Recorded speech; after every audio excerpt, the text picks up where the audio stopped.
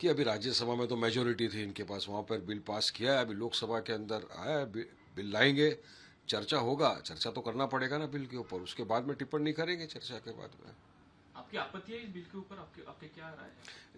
देखिए साहब, मैंने हमेशा से कहा, हमारा ये मानना है कि हम वंदे मातरम का आदर करते हैं, सम्मान करते हैं, लेकिन आप किसी को जबरन फोर्स नहीं कर सकते कि आपको ये पढ़ना ही पड़ेगा।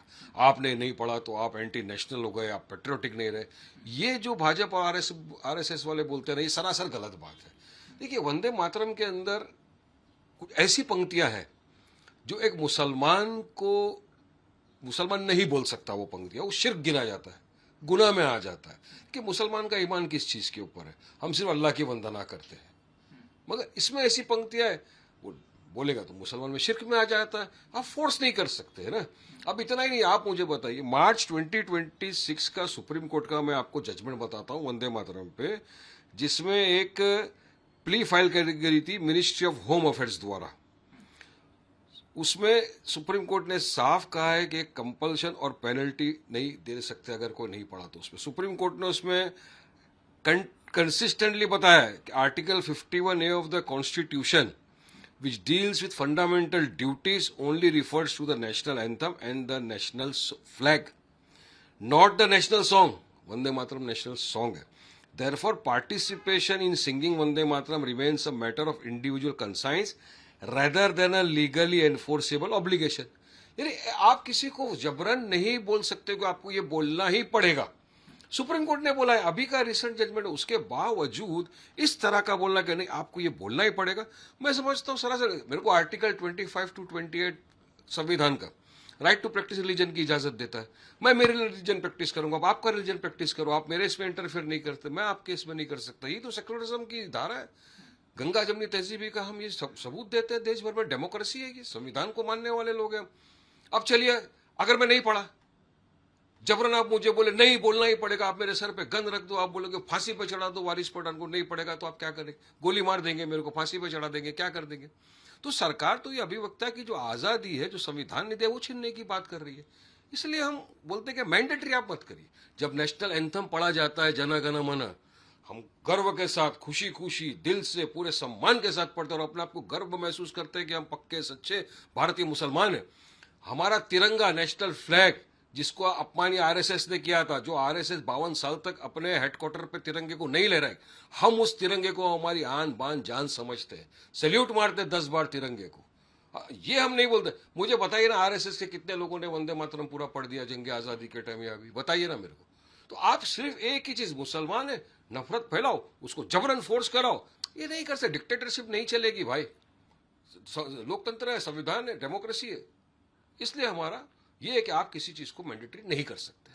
तो आपकी भूमिका क्या होगी लोकसभा या राज्यसभा में? अब देखिए ना, लोकसभा के अंदर पेश करने दीजिए बिल, जब आएगा तो यकीनन मुझे यकीन है कि सब लोग उसके ऊपर डिबेट करेंगे। डिबेट के बाद जो होगा, बाद में आपको बताएंगे क्या करना है। ओके, ठीक है।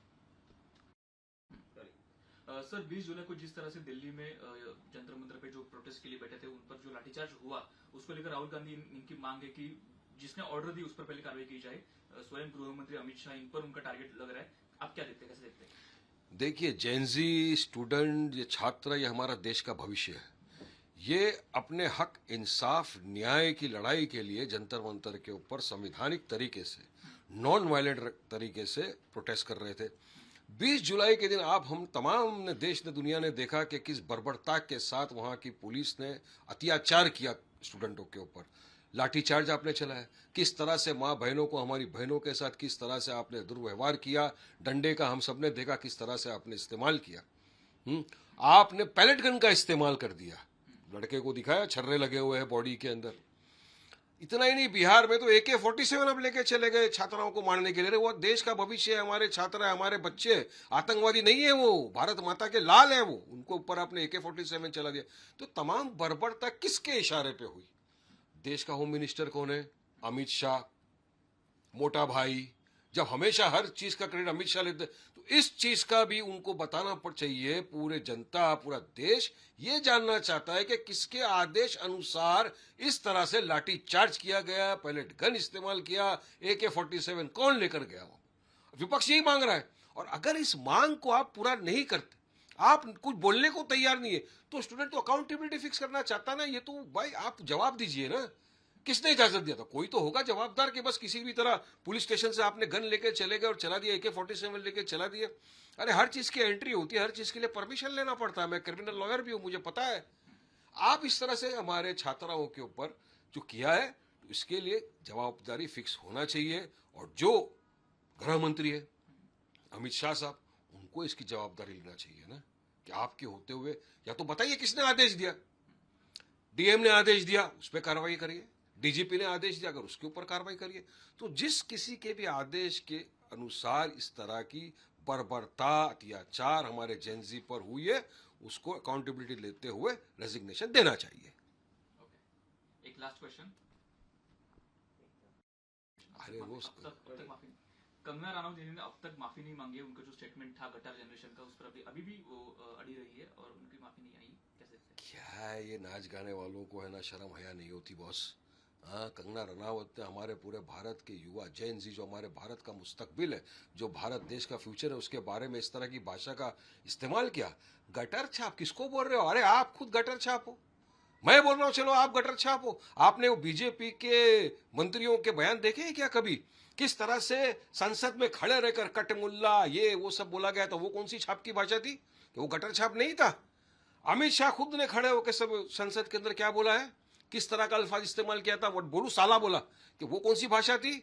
आपके मंत्री आए दिन इसी तरह गंदी गटर छाप भाषा का इस्तेमाल करते हैं, तब तो ये कुछ नहीं बोलते। अरे आपको भूल गई हो, थप्पड़ पड़ा था आपको एयरपोर्ट पे, आपको याद नहीं है क्या? आप तो नकली हो, नकली टोटल। आप नकली घोड़े के ऊपर तलवार लेके बैठते हो, दिखाते हो मैं असली झांसी की रानी हूं।